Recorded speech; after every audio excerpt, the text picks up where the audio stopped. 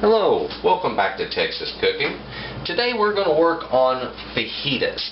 We are going to prepare this skirt steak for fajitas.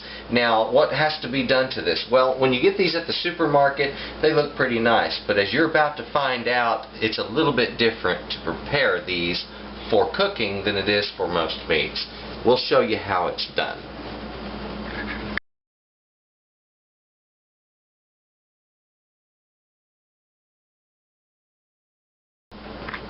Okay, let's prepare our steak for fajitas.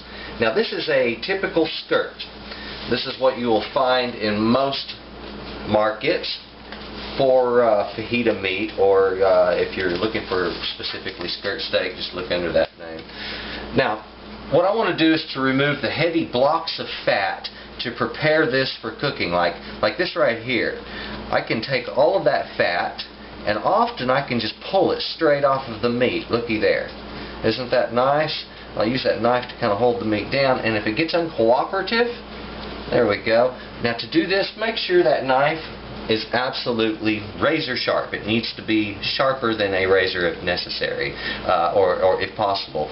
It's necessary to have a knife sharp like that so that you don't injure yourself. Okay? It's more likely that the knife will slip and stab you or cut you if it isn't really sharp. If it is real sharp, if you notice, things come off very easily.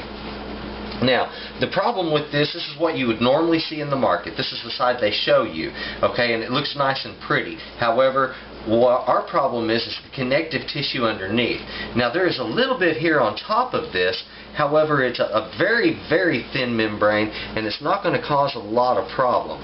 Now, some people call this a silver skin. If you want to call it that, that's fine. I just call it connective tissue, alright? That's what it is. It's connective tissue. Now, on the back is where we have the problem. If you notice, the connective tissue is heavy back here. And this is fairly common unless you pay a little extra to get these already processed down. And those are going to cost you more per pound, but if you do your own butchering in home, it will save you a lot of money to do it this way. Now, to get this membrane off, like I said on the front side, a lot of times you can pull things off, but I've noticed on the back of a skirt steak, they generally don't pull off that easy. So I'm just going to take my knife and I'm going to slide it right up underneath that.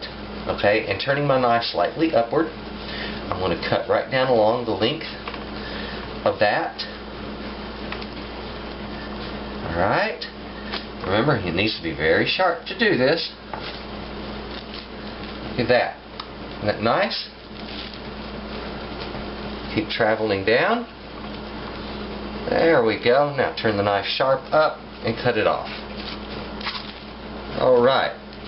Isn't that nice? And see here, I got a little bit of the meat. That's not a major problem. I turn the knife up and come back the opposite direction. Be careful to lift your arm high and not to pull hard on the knife. This is why you need it sharp. If you're having to pull hard, you would be likely to bring it back and cut or stab yourself. Okay? So very gently, right off of the end, there. Now, I'm just going to keep doing that until I get this all removed. Alright?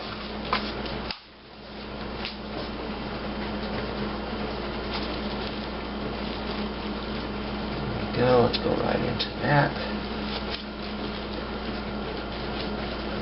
Another block of solid fat there. Not so much connective tissue.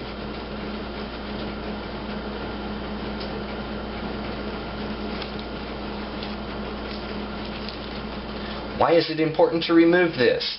It is important to remove this because if you don't, when you go to cutting your fajitas and people are trying to bite into them, they're not going to be able to bite through this membrane, and the meat's going to pull out of their tortilla all into their mouth. It will be very unsightly and kind of rude for your guests. Okay? It'll make it much better for you if you just go ahead and remove this.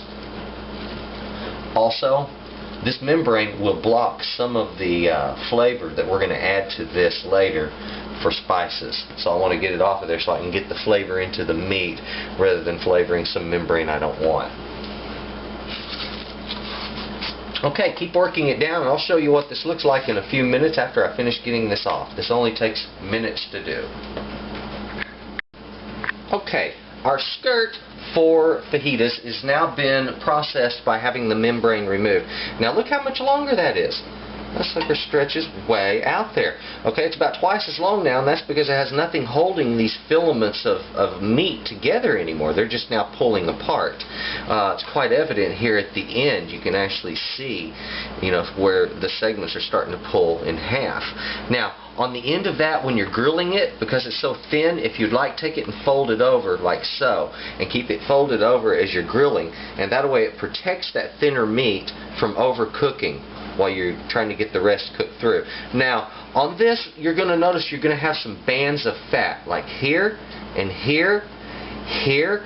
This is common for this cut of meat, okay? If you want to remove that, you can just make a little wedge-shaped cut there, like so, and like so, and you can pull out the vast majority of it, but don't try getting all of it out. You need a little bit of it in there for flavor, okay? Some Texans would absolutely flip out that I've cut any of that out of there, saying, oh, I am just doing the wrong thing because I'm removing flavor.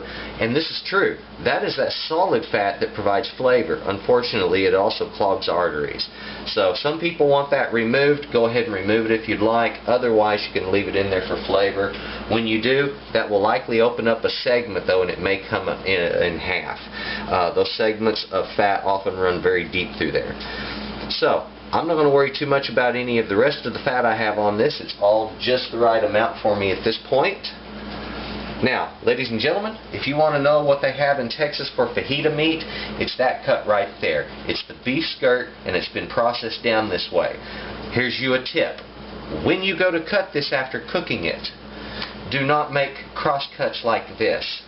If you do, when they bite into it, because of the stringy type of meat this is, it will pull out of their tortilla.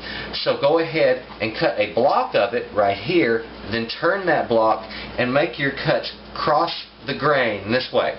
And that way, when they bite into it, a segment will come off and the rest of the meat remains in their tortilla, and it will be a much more pleasant eating experience. Now that we have prepared our skirt steak by removing all of the connective tissue and additional fat that we do not want on there, it is time to season it for our fajitas. Now the seasoning that I'm going to put on here, I'm going to apply to both sides and then allow it to marinate for 2 hours. And I'm going to be turning it about every 15 to 20 minutes during that 2-hour period. And that is so I can keep the meat turned and down into the lime juice that is going to be in this pan. That's the reason I'm using a cooking sheet here, a baking sheet. It makes this process really nice and neat and easy. Okay, it's also an easy cleanup afterwards. So I'm going to start with some lime juice. You can use fresh limes for this if you wish. If you do not have fresh limes and you're like myself, you keep a bottle of lime juice around, then just use that. That'll work fine. Okay, because you're going to have quite a few limes to completely cover these well. And that's what you want, is plenty of moisture in that meat. Now, once I get the lime juice on there, I have a group of seasonings that I like to use to season fajitas with. These seasonings would be starting with salt, and then chili powder, paprika, cayenne, cumin, sage, and sometimes I like to use black pepper. Sometimes I don't. In this instance, I will not be using the black pepper. Now, other spices that are commonly used for seasoning fajitas that I've seen are also onion powder and garlic powder. There are some various things used. Sage is not commonly used. That's one of the little additions that I like to put in there. It gives it an interesting little hint flavor in the background. It doesn't quite overcome these other flavors, but it seems to combine with them well. So give that a try and see if it works for you. Now, we'll start with our salt next. Let's just apply our salt to this. There we go. Now, that lime juice is quite important, and you won't see that in many recipes. I haven't, at least. I'll tell you what it does, though. That's commonly used in Mexico on fajitas. It does break down the meat real well. It helps to soften it. So some of the rest of the connective tissue in there and these strands of meat that are stringy are going to break down and be much more tender to bite through. Your chili powders. When you go get a chili powder, actually look at the label, because these things can contain a lot of other stuff, including onion powder and garlic powder. all kinds of stuff. I've even seen allspice on the label. Okay, so unless you know exactly what's in that that chili powder, be careful what you're applying to your food. Okay, so read the label. I use a type that comes from a Hispanic market, and it is nothing but ground chilies. They use a variety of chilies in it, and there's no other spices beyond the chili. Okay, so all of these are chilies. The chili powder, of course, is a grouping of chilies. Paprika is a chili. Cayenne is a chili. Cayenne is much hotter. The paprika is a spice that actually originated in Mexico. It is a spice that has been taken overseas to Europe by the Spanish. It was taken to Portugal and Spain originally. So also they, of course, influenced Hispanic cooking, Mexican cooking, with a lot of their spices. They took things over there that were not common or native to Mexico, like the cumin, and that came from the lower Middle East. Now, cayenne, watch out about using this. Use it very sparingly. Okay, it is very hot, and on the marinade it can soak in well. It will blend off in the background, but still, if you use too much of it, it's going to make these unbearably hot. Your cumin is a very, very strong ground seed. Okay, it has a potent flavor. If you use too much of it, it'll be overwhelming. Okay, so don't kill the meat with too much of that. Alright, we have a beautiful coating developing here. There we are. Right there. Now the sage, gentle with the sage.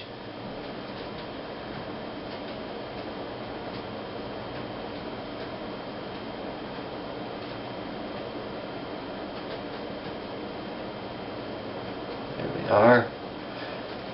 Okay, I'm going to turn this over, marinate it exactly the same way on the other side, and then, like I mentioned, about every 15-20 minutes I'll turn it, and I'll do that for a 2-hour period. Then we will put it on the grill to cook.